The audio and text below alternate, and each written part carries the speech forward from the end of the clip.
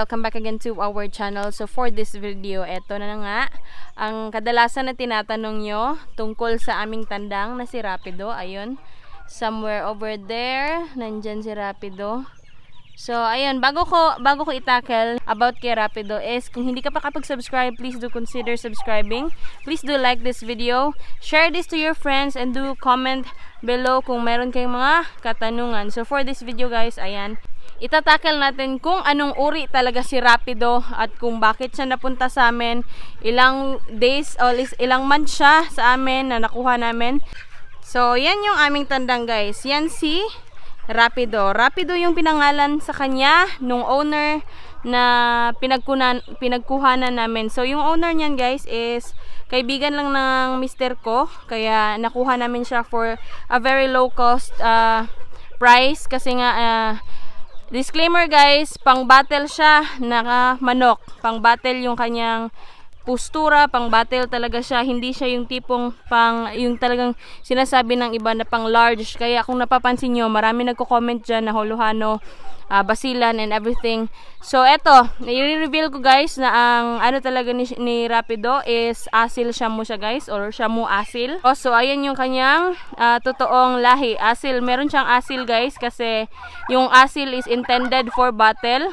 And then yung Shamu naman guys is yun na nga yung mga malalaking manok. So eto silang mga manok na ganito is kadalasan is sa mga pawakan or yung mga kapatid natin na Muslim. Yan yung ginagawa nilang pangsabong. So ayan yung kanilang kaya nila kinocross sa asil kasi yung asil guys na mga manok is for fighting nga sila. Yun na nga nasabi ko kanina, kaya ganon. So yung aming mga manok dito is yun na nga na-cross na din sa native. So ganyan yung mga ganyan na yung itsura. Pero eto si Rapido guys, noon eto siya. Ayan. So yan si Rapido guys. Noon meron siyang parang mga ano dito. Meron siyang wing band dito guys. Ayan dyan dito. Pero wala na siya ngayon. Matanda na siya guys. Nakuha namin siya mga around 10 months pa lang siya. Right after nung natalo siya noon is nakuha namin agad-agad kasi nga yung may-ari is na-disappoint siya guys, or kadalasan sa kaibigan niya rin kasi nga malaki ang expectation nila kay Rapido kasi nga maganda yung postura, ganito ganyan.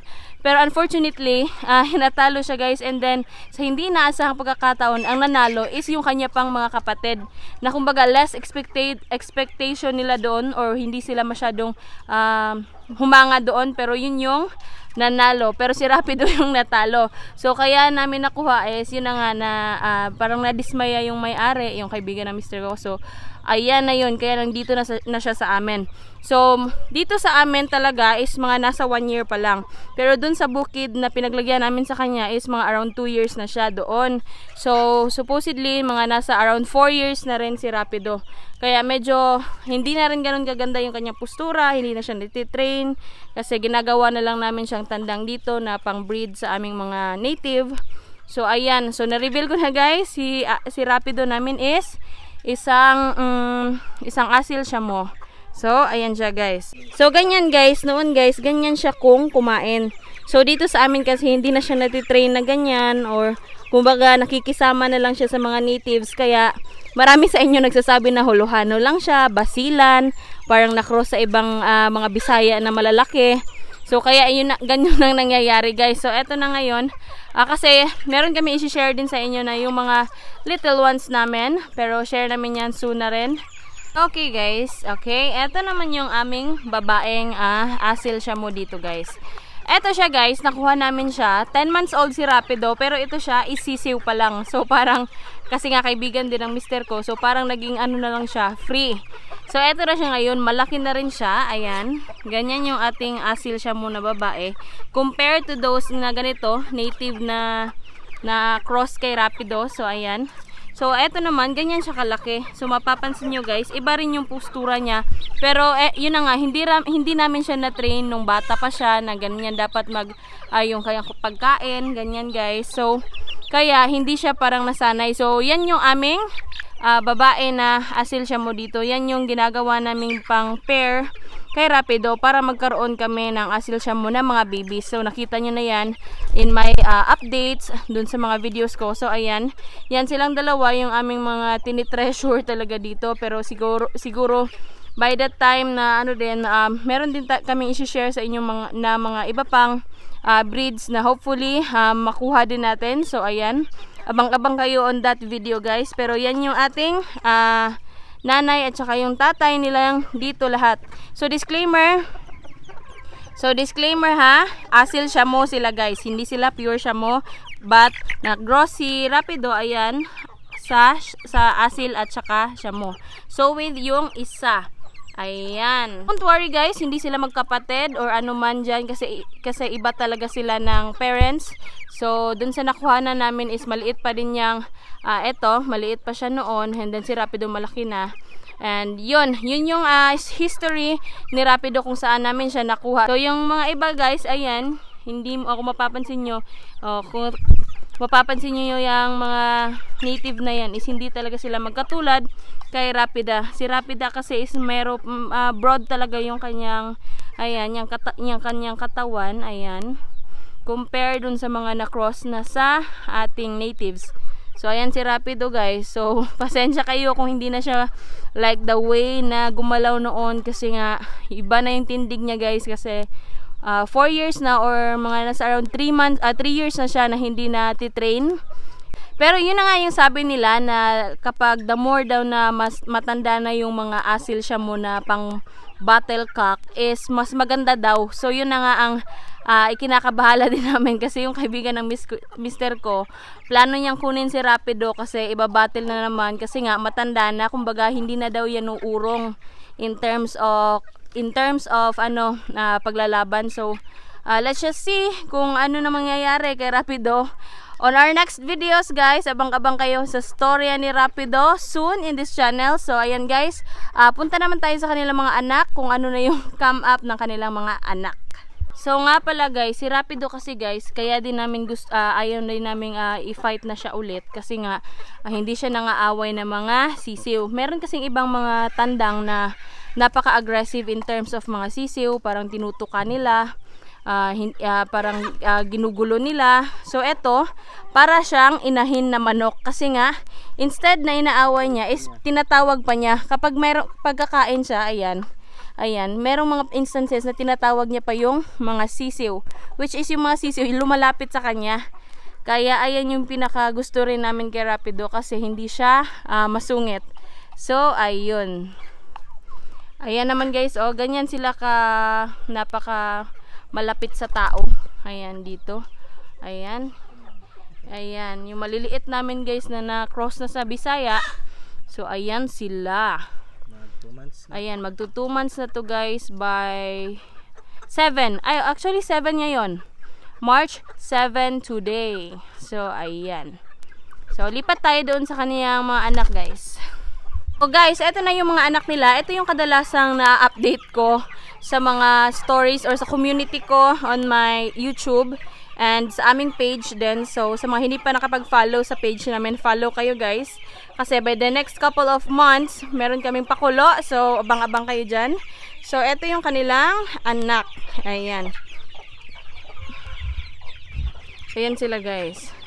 Eto na, mapapansin nyo yung kanilang mga, ayan, parang malalaki na sila. So yung ano nila is date of birth nila was March 25. So 1 month and I guess 2 weeks na rin sila. So ganyan yung lalaki guys. So ayan, so lalaki yan siya guys.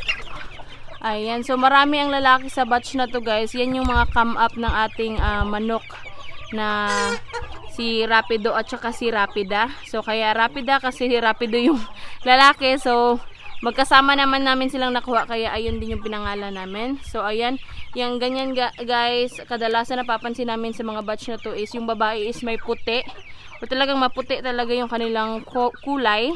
Ayan, 2 lang. And then the rest of it is lalaki. Etong dito guys, eto, yan dito, ayan, etong tatlong to, eto pa, eto, tsaka yung ito, ayan, is lalaki sila halos. So kuha tayo ng isa. Ito yung isa sa pinakamalaki na anak ni Rapido. Ayan guys, ayan siya. So, plano namin na ibenta to soon. So, I'll just update on you that, guys. Kalma lang sa pag-comment kung magkano. So, kalma lang tayo, guys. Kasi mag-update kami niyan about sa page namin. Tsaka dito. So, ayan na siya. Ayan. Ganyan nakalaki, guys. Oh. Ayan. Pero nakikita niya siya usually sa page ko. Ayan, medyo maano pa lang siya sa tao. Pero ganyan na sila kalalaki, guys.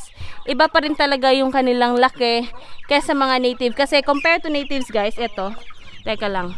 Kuha tayo ng natives. Ayan, guys. Compare dito, guys. Ayan, makikita nyo. Ito kasi. So, eto, guys. 2 months na sila ngayon. So, native to na cross kay Rapido. So, native siya. Then, Shamu Asil. So, ganun yung kanyang breed. Compared to this, na Shamu Asil lang talaga, is malalaki siya, guys. So, hindi pa siya 2 months. Ano pa lang siya? Nasa 6 weeks pa lang siya. Magto 2 months pa lang siya by May 25. So, today is May 7. So, malaki-laki pa or 2 weeks pa yung kanyang lalakbayin para kung ano yung talagang katawan niya na pang 2 months. So, ganyan yung ating itsura. Iba pa rin talaga, guys, kapag medyo may kalakihan. So, ganyan ang ating video today, guys. Ayan, maraming salamat sa panonood. We'll just gonna be updating you, guys. Hindi naman namin ito sa binabrag namin or ano kami dito na ayan, ganito, ganyan. Nagpapasikat kami na meron kaming ganito, ganyan. So, at least naliwanagan din kayo kung ano yung aming mga breed talaga dito na always na pinapublish in this channel. So, ayun, guys. Eto na, guys, yung iba.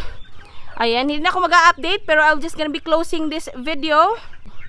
So, I would just like to shout out Sir Randy Suway Bagyo from Bohol. Maraming salamat, sir, sa panonood ng aming videos. So, ayun. Ayan, guys, palaging nakasunod. So, that's it for this video, guys. Hope you like the video.